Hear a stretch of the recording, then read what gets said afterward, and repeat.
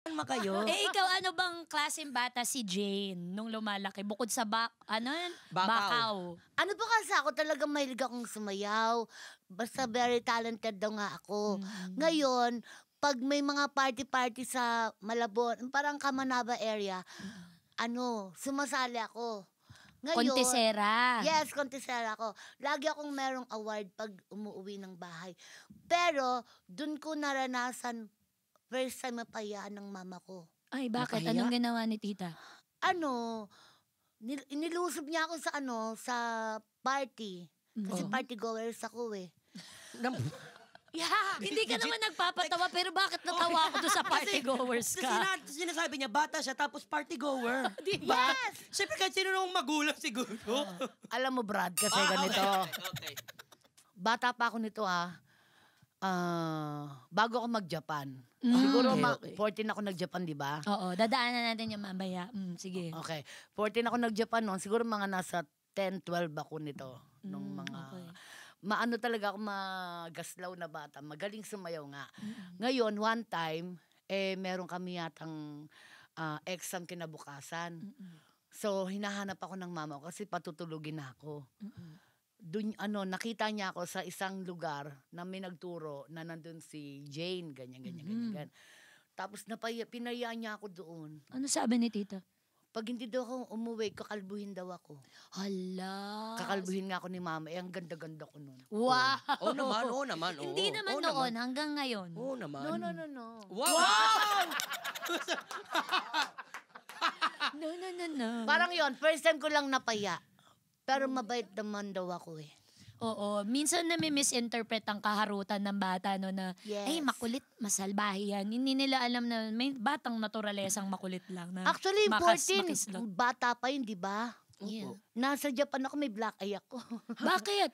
Kasi nga yung kinember chuchu. Okay. Rayot-rayot nung araw. Okay po. May ganun-ganon. Ang aga nito O sige, daanan na natin. 14 years old ka nung ikaw ay bumiyahe for the first time. So, would you say ang mga batang kanal na kagaya natin maagang dumidiskarte? Yes, talagang mas ko yung mabigyan ng maayos na pamumuhay kami. Desisyon mo to. Desisyon ko to. Ikaw ang talaga. Hindi at 14? sinabi ni Ermat. Oo. Ay, hindi. Kasi nga, dahil nga Explore. brainy si Watashi. Yes. Tapos magalawgaw. Opo.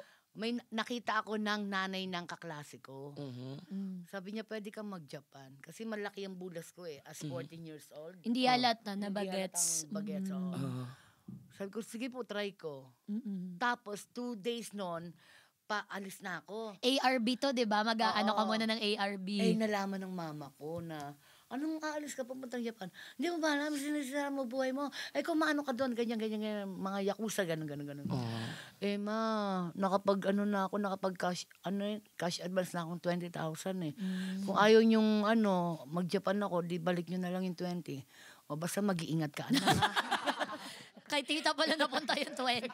Maunawain naman pala. Tsaka 20,000, malaki na rin yun. Malaking pera ang 20,000. Malaking pera ng 20,000, no? Ano na yan? Kasi 90s ang na to, lapad no? ng araw, nasa 2,700 pa lang. Yes. 2.7 ang lapad noon. Pero mura pa ang mga bilihin. Malayo nararating.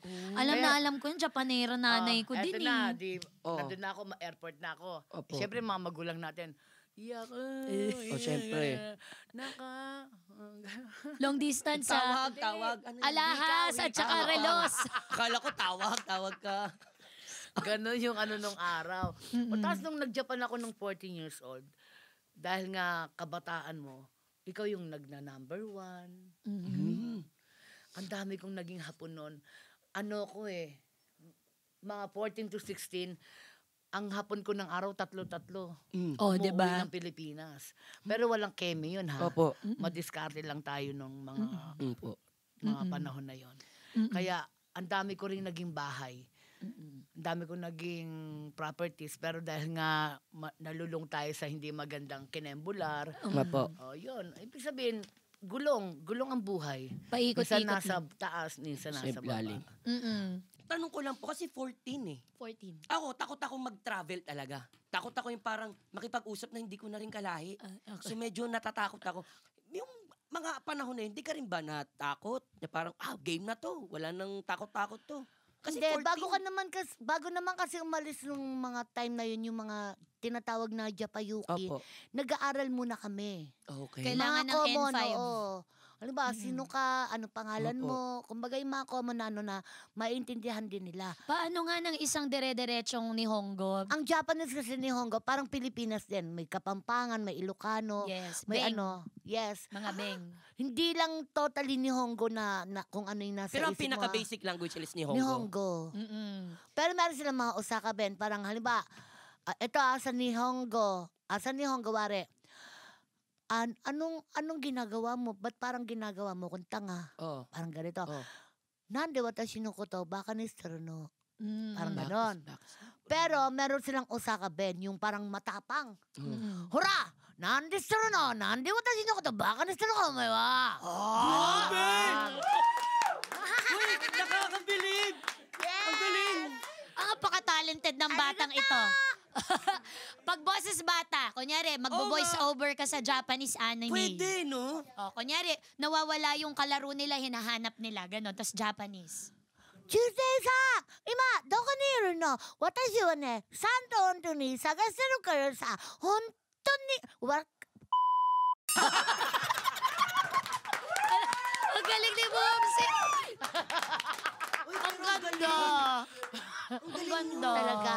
Pati yung boses nyo, pati yung parang ganun, iba eh. Di ba? Ganun yung Shifting. mano ni Honggo kasi.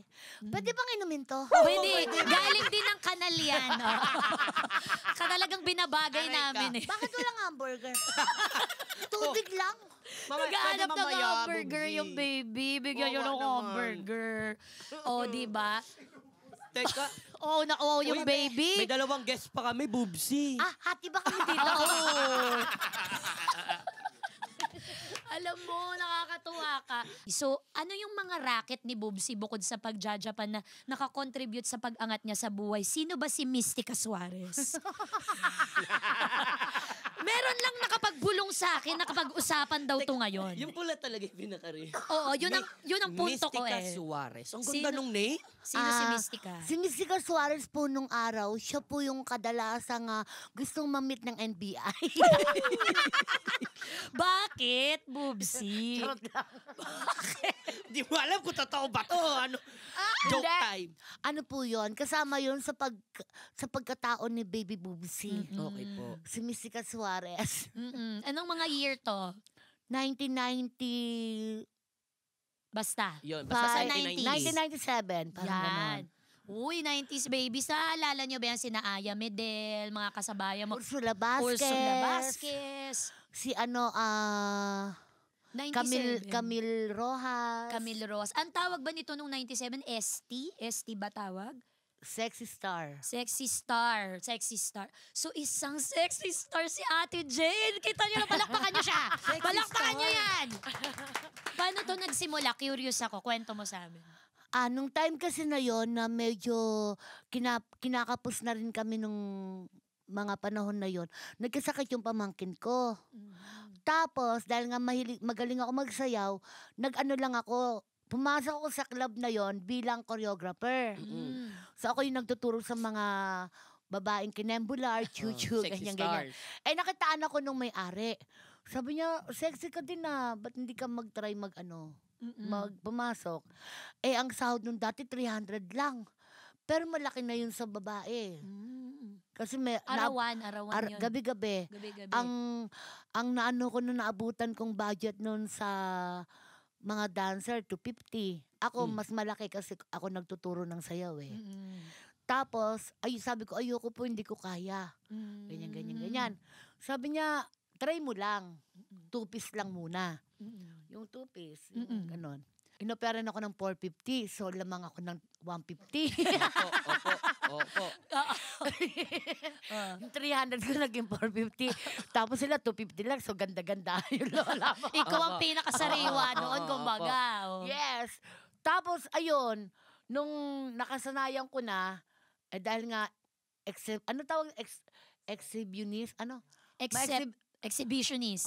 Exhibitionist. Yan. Okay po. Ako, dahil nga, nag-i-split ako, tumatumbling ako ng pagbaba, naka-split na. Oh, pak. Oh. So, inadapt ko sa pagiging ako, dancer.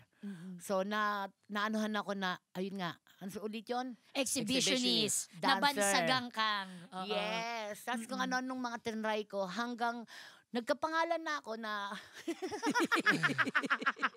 Na Mystica Suarez. tapos dahil nga magaling akong sumayaw, nilalaban na ako sa kada bar. Yan. Paano ilalaban? Interbar. Parang interbarangay? Yes, parang gano'n. Hindi May interbarangay sa interbarangay. ganyan?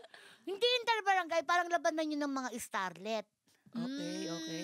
Halimbawa ako, starlet nga ako ng Bulacan. Opo. Nilaban ako sa Metallica nung araw. Dito sa QC. Metallica.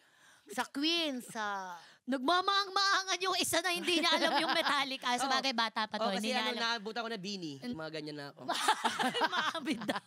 O, tapos, Tapos ako lagi yung nananalo. ang galing. Tapos, pag halimbawa nasa talented. club ako, halimbawa Petals, Celebrity Oo. 2000, then basta sakop ng yun, Bulacan. Ang nakalagay sa akin, our starlet for tonight, Miss Mystica Suarez. Fat but fantastic. Oh, di ba? Kasi chubby-chubby na ako nun eh. Pero may full figured Pero magaling woman. talaga ako magsayaw. Oh, di ba? Yung show mo nung nakaraan, Diyos ko, labas na labas yung talent mo doon. Diba? Sabi ko nung pinapanood kita, hala, ang gaan ng katawan ni ate. Kaya ako nabansagan ding the showgirl. Give kung give. Yes. Pag nagpa-perform. Hindi rin magaling sumay, magaling din kumanta. At saka kasi nung nag-dancer na ako, hanggang nabalitaan ko na may mga contest sa Itbulaga, yung ganun. Opo. Doon din na adapt yung talento ko. Oh, di ba? Na ano mo na, Napakinabangan nabuo ko. mo. Yes. Hanggang nag-Dubai na ako, ganun. Dati ako nagdu-Dubai. Okay, so Japan, tapos Pinas na Bumongga, tapos Oh. Dubai. Dubai. Tapos Dukit.